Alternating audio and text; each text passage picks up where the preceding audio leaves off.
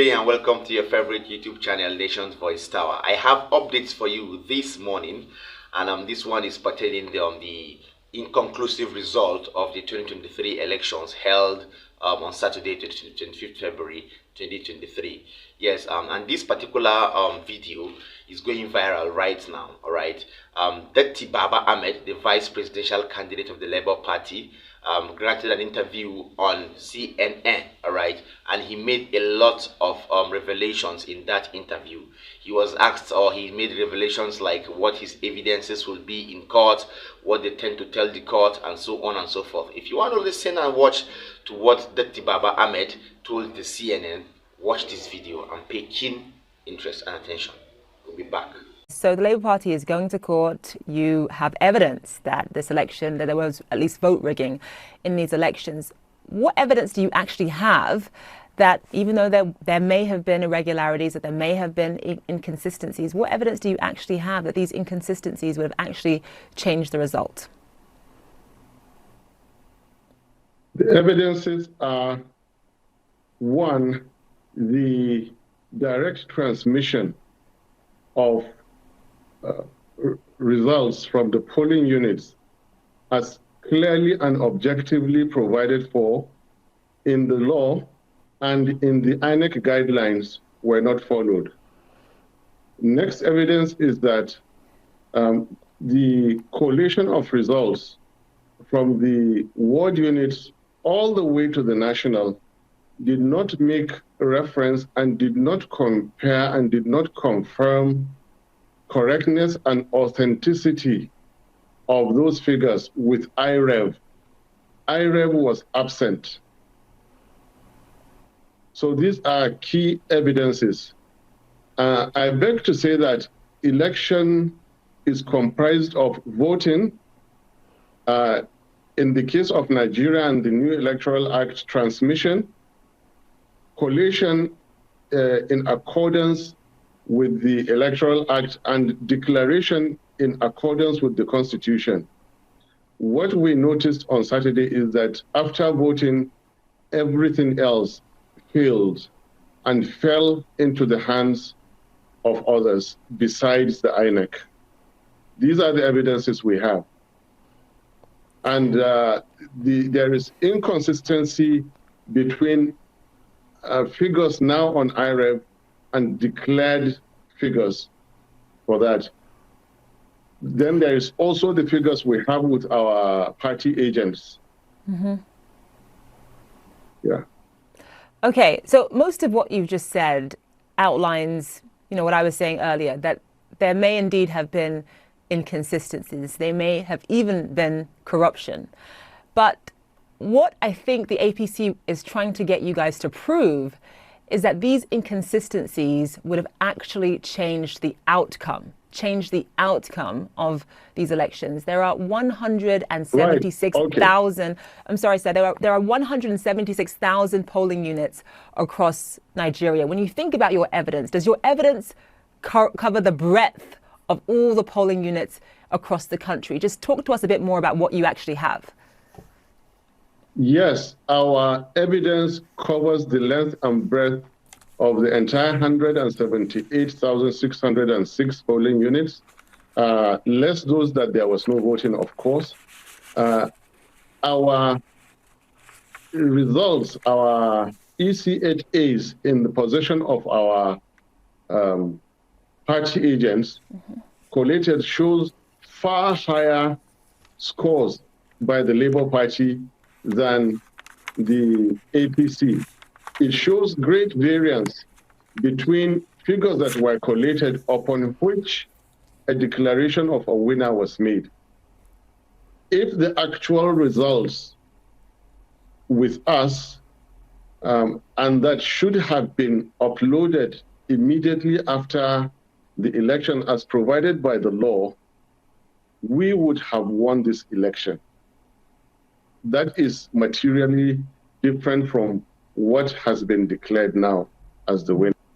Okay, so just explain to me, Yusuf, what your goal is at this point in time. Yes, the Labour Party is going to court. They're challenging the results. Is your goal at this point for Peter Obi to be declared the winner, or is your goal to actually call for fresh elections in Nigeria right now?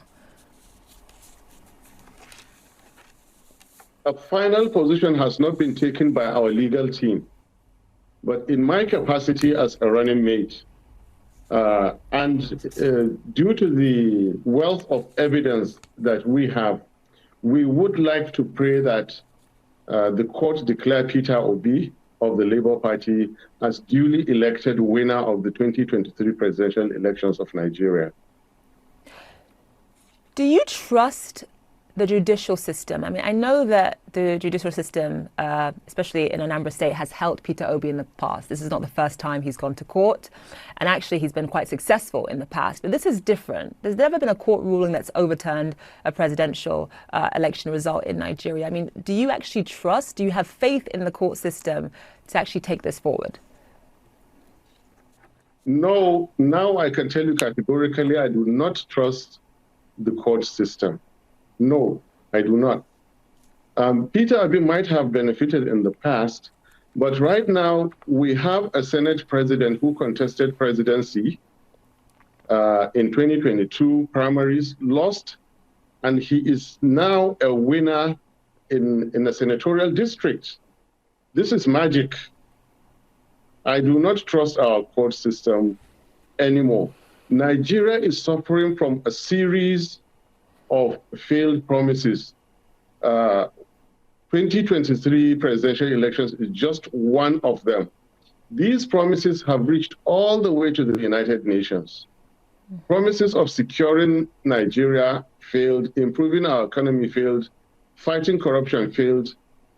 So I do not trust anything that I'm sorry that our authorities are saying. I would have loved to be singing a different song at this point. Patriotic lover of my country, and I'll do anything to improve my country.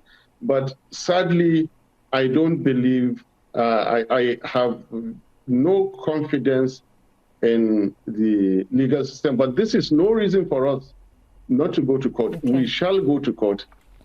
It's no reason for we shall go to court and demand our rights, because history is full of first times.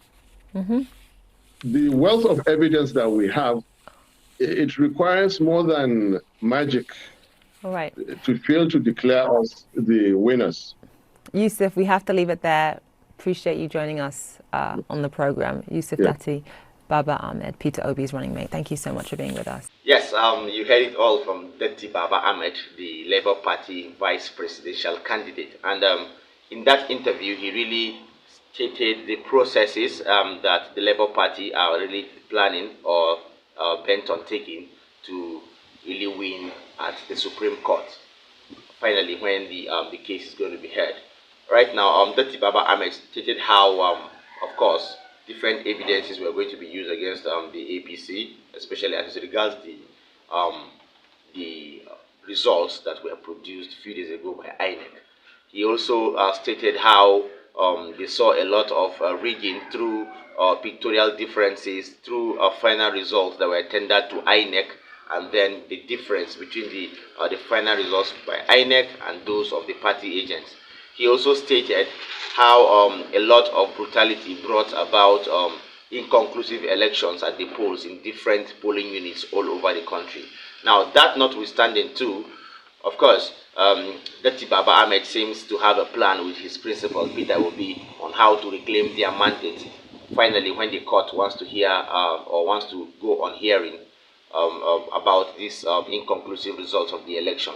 Well, it's left for us to see finally who makes it out of the Supreme Court victorious at the end of the day. Yes, reaching our table too is the fact that 6 states have filed a lawsuit against the All Progressive Congress and against INEC over the emergence of Bola Ahmed Tinibu as the president as a result of the results or the final results that were brought about by INEC a few days ago.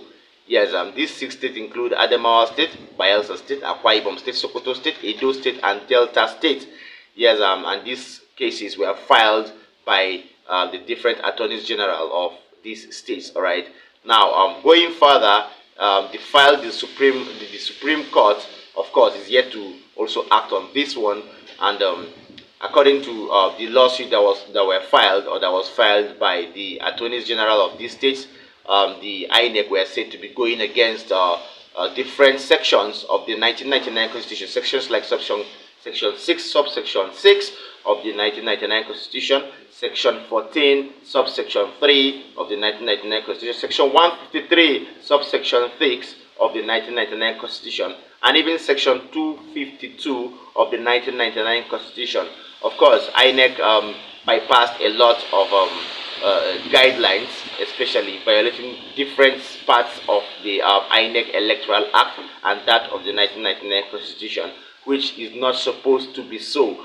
So actually the baseline of these 6 states is nothing but to see that the mandate is reclaimed from Bola Ahmed Tinibu and given to the right winner or to the victorious person who we are yet to ascertain. All right, that is that reaching our table this morning for you. Of course, don't back out of your seat or from this screen, because we're going to be bringing you more political updates as time goes on, of course. And you know that you have to trust Nation's Voice Tower to analyze all political issues to you bit by bit. Okay, yes, from us here, we're drawing the curtain. But before we do so, I would advise and I will also urge you to like our videos, share it, and then subscribe to Nation's Voice Tower, because this is your #1 YouTube channel and the only channel that brings you political updates.